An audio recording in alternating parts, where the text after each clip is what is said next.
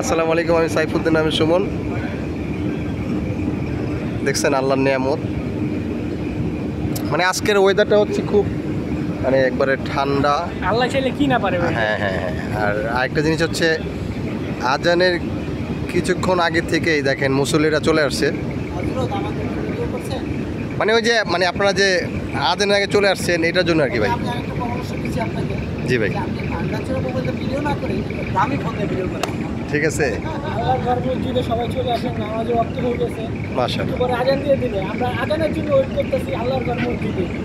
মানে সবাই চলে আসছে, ওই যে ওখানেও ভাইরা চলে আসছে, সবাই নামাজের জন্য কিছু মাসোরা করতেছে।